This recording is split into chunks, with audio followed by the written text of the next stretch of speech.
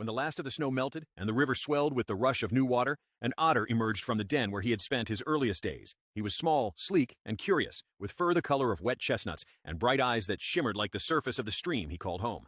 The forest was waking, and so was he. Spring brought scents that stirred something deep in the otter's chest, not just hunger, but wonder. The first time he felt sunlight on his whiskers, he paused mid-step, as if surprised that warmth could feel like a touch. He chased shadows through the underbrush and learned the difference between the ripple of a fish and the swirl of a falling leaf. Every sound was new: the rustle of wind in budding branches, the buzzing of early insects, the distant hoot of an owl that hadn't yet retreated to daytime sleep. The otter absorbed these lessons like breath. He splashed through shallows, belly slid down muddy banks, and tumbled with his own reflection. He failed often, misjudging a leap, scaring off prey, tumbling into cold water when a branch gave way. But each mistake was simply another turn in the rhythm of learning. He watched the elder otters from afar, broad-backed, confident, and swift. They floated effortlessly on the current, cracked muscles on their bellies with stones, and dove deep with a flick of their tails. The young otter mimicked their motions in secret, practicing underwater rolls and stone juggling alone where no one could see his fumbles. Pride bloomed slowly, nurtured by small victories. The first time he caught a fish, the first time he stayed underwater long enough to feel the river's silence. His days were full of motion. He explored tributaries with banks lined in wild garlic and skunk cabbage. He learned to distinguish the calls of the birds that nested overhead and to tread quietly when deer were near. He found a favorite sunning rock, broad, flat, and warmed by afternoon light, and claimed it as his own. But spring, though gentle, taught him more than just delight. One evening, as a storm rolled in with thunder low and grumbling, the otter strayed too far from shelter. Wind whipped the trees into a frenzy, and lightning cracked the sky open. He scrambled for cover beneath a fallen log, shivering not just from cold, but from the raw truth of nature's power. In that moment, wide-eyed and alone, he understood that the world was beautiful and wild. The storm passed. The otter survived. And in the aftermath, as raindrops clung like jewels to the leaves, he stepped out into the wet dawn a little braver, a little wiser. Spring was a season of firsts, and by its end, the otter had shed the softness of youth. He moved with more certainty, eyes sharper, senses more attuned. The river had become not just a playground but a teacher, and he its eager student. The otter had been born into the world as winter exhaled its last, and now, as spring ripened toward summer, he was no longer merely new. He was growing, into himself, into the forest, into a life that would unfold with each coming season. He didn't know what lay ahead, but he knew how to listen. He knew how to learn. And that, the river whispered, was enough. Summer arrived not with a single event, but as a crescendo. The days lengthened imperceptibly at first, until suddenly the forest was ablaze with life. The otter, no longer a wobbly kit, had grown leaner, faster, and more confident.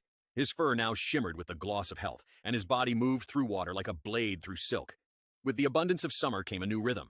Every day the river called to him, offering a playground of currents and eddies, where fish were plenty and sun-dappled banks invited moments of basking bliss.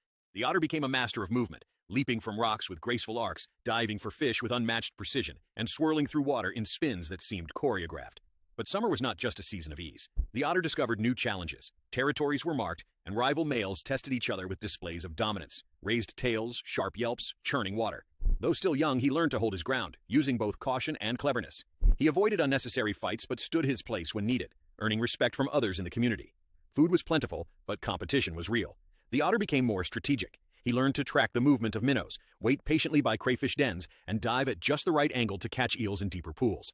He developed preferences: the crunch of river mussels, the sweet burst of ripe berries, and the salty tang of small frogs. His world expanded, not just in range, but in understanding. He discovered a beaver dam that held back an entire meadow of shallow water, perfect for foraging. He ventured downstream, meeting new creatures: a wary heron with knife-sharp focus, a family of turtles sunning on a log, and even a fox at the river's edge, with whom he shared a wary glance before each went their way. Summer brought more than food and encounters. It awakened a social part of him. He began to spend more time with others: playful wrestling, synchronized swimming, joyful chirping. Bonds formed, sometimes fleeting, sometimes lasting. A young female otter with a silver streak down her back became a frequent companion. They shared fish, raced through the reeds, and curled up side by side on warm rocks. As summer matured, so did the otter's sense of place. He knew the bends of the river by heart, could navigate its depths in pitch darkness, and felt a quiet pride in how far he had come. The river, once a mystery, had become home in the truest sense. Still, nature whispered that change was coming. The air, though still warm, carried a subtle shift. Nights grew a little longer, and the forest's music softened, as if catching its breath. The otter, sensitive to such things, began to notice. He did not yet understand autumn, but he sensed it. In the fading light and the golden edges of the leaves, in the way the birds began to gather, restless and murmuring. Something was ending, or perhaps beginning anew. And so, with the wisdom of a creature wholly in tune with his world, the otter prepared, not with fear, but with the quiet confidence of one who had learned from the river itself that all things move and change and flow onward. As summer's golden haze faded and the light of the sun dipped lower on the horizon, the riverside world that once pulsed with energy now began to shift into a quieter rhythm. Autumn, in its serene arrival, draped the forest and stream in a tapestry of amber, rust, and gold. The once lush green banks softened with fallen leaves, and the air grew crisper, carrying the scent of drying grasses, ripened berries, and distant wood smoke. Oliver the otter, once a blur of playful motion under the heat of summer, now found himself slowing, not in spirit, but in tempo. The current of the river still called to him, but its voice had grown softer, more contemplative. The otter's sleek body glided beneath a canopy of trees, shedding their leaves in a silent, gentle rain. Each paddle of his webbed paws sent ripples across mirrored surfaces, disturbing perfect reflections of golden branches and cloud-streaked skies.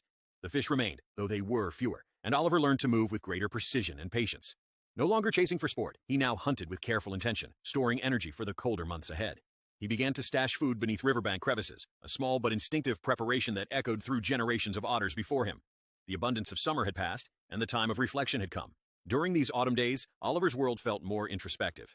He often lingered beneath fallen logs or nestled in the roots of trees that reached toward the river, watching the changing sky. The once bustling woodland now whispered, squirrels rustled through dry leaves, birds gathered in flocks above, and deer passed quietly near the shore. Oliver listened, attuned to the season's hush, the world around him exhaling before winter's approach. There was a different kind of beauty in this slower season.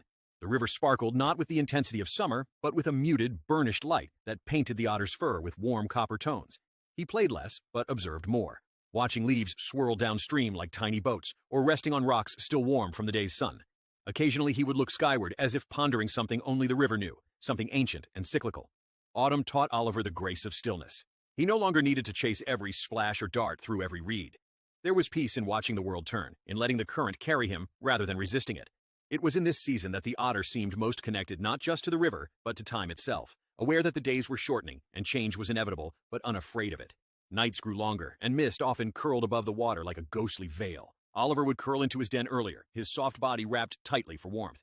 He still dreamed, though the dreams were slower now, of rivers and reeds, of starlit waters, and the soft crackle of autumn frost on leaves. The forest around him settled deeper into preparation. Birds took flight toward warmer skies, their songs fading into the wind. The trees stood silent and tall, guardians of a landscape preparing for slumber. And Oliver, with his watchful eyes and measured movements, was part of this slow procession, a thread woven into nature's quiet melody. Yet even in its quiet, autumn had its moments of brilliance. A sudden wind might send a whirlwind of leaves dancing across the riverbank, or a golden sunrise might set the water ablaze in warm hues. In those moments, Oliver would pause, his small heart swelling with something unspoken, a reverence, perhaps, or simply gratitude. For this season, with its gentleness and quiet fire, reminded him that every part of the cycle held beauty. And so the otter moved with autumn, not racing but flowing, not seeking but witnessing. And in doing so, he found a kind of wisdom, one written not in words but in wind and water and falling leaves. As the world around him prepared for rest, Oliver too readied himself, not with fear but with understanding. Winter was coming, yes, but he would meet it not alone, and not unready. Winter arrived not with a roar, but with a gradual stilling, a soft hush that swept across the forest and streamed like a blanket of quiet resolve. The once flowing river now moved more slowly, its edges freezing into delicate crystal lace. Snow dusted the banks and weighed gently upon the trees, muffling the sounds of the world. Where once birdsong echoed and leaves rustled, now there was only the occasional creak of branches under snow and the faint whisper of wind over ice. Oliver the otter adapted with quiet determination. His summer games and autumn reflections gave way to a new rhythm, one of conservation, care, and survival. Beneath the surface of the icy stream, he found tunnels and channels that still flowed, dark and cold but alive. These secret paths became his winter lifelines, known only to creatures of water and patience. Here, in this hidden realm, Oliver continued to move, slowly, efficiently, gracefully. His sleek fur, once glistening in the golden light of summer, now thickened to shield him from the bite of winter. Each dive beneath the ice was measured, calculated, every calorie conserved, every movement purposeful. He hunted only what he needed, relying on his stored caches and the sparse fish that remained in the slow-moving currents. There was no time for play now, no room for excess. Winter was a test, not just of endurance, but of understanding one's place within the stillness. The landscape above was almost unrecognizable. The banks were silent, the trees skeletal. The river wore a mask of glass and snow, hiding its life beneath. But Oliver knew this world intimately. He knew where the water still moved, where the sun occasionally broke through the gray clouds to offer fleeting warmth. He knew how to listen for the faint gurgle of the current under thick ice, how to find air pockets and safe places to rest. Even in the harshest nights, when the stars sparkled like distant frost and the air grew so cold it burned, Oliver persisted. His den, carved carefully into the riverbank and insulated with grass and leaves, became his refuge. Here, he curled into himself, conserving warmth, his heartbeat slow but steady. The sounds of the outside world faded, replaced by the soft drip of melting ice and the rhythm of his breath. Occasionally, the forest would stir. A fox might pass silently along the river's edge, leaving barely a trace. An owl would glide overhead, its wings cutting silently through the frozen air. And in those rare moments when the wind calmed and the moon illuminated the snow-covered world, Oliver would emerge. His form, low and dark against the white, would move with confidence and familiarity, his eyes scanning the glittering landscape with ancient knowledge. Winter taught the otter many things, patience above all. There were days when the river yielded no food, when the cold seeped deep into his bones, and when the sky offered nothing but an endless gray. But Oliver endured, not by brute force, but by harmony with the season. He did not fight winter, he moved with it, adjusted to it, became part of its rhythm. This was not submission, but wisdom. In his solitude there was also peace. The world had slowed, and in that stillness came clarity. He remembered the rush of summer water, the golden haze of autumn leaves. He carried those memories with him, quiet fires burning within as the snow fell outside. And somehow, even in the grip of winter's silence, hope remained, a flicker that never quite went out. And then, slowly, something began to change. The days, while still cold, grew longer. The light shifted. The ice, once solid and immovable, began to crackle and weep at the edges. Water sang again in tiny trickles. The scent of wet earth reached his nose, faint but unmistakable. Winter's grip was loosening, not all at once, but inch by inch. Oliver emerged more often now. He rolled in the soft snow, shook it from his fur, and slid down icy banks with a cautious return of joy. His muscles ached less, his movements quicker. Life, once paused, was beginning to stir again. And with the first golden light of spring piercing the trees and reflecting on the still river, Oliver raised his head. The world was waking. He had endured, not just survived, but lived through the silence and stillness with grace. In his resilience was a quiet triumph, a testament to the strength of the small, the wisdom of the wild, and the beauty of nature's eternal cycle. He dove once more beneath the thawing ice, sleek and sure, the water greeting him like an old friend. His story would continue, not just as an otter of the river, but as a keeper of seasons, a quiet witness to time's turning wheel, and a humble reminder that every winter gives way eventually to spring.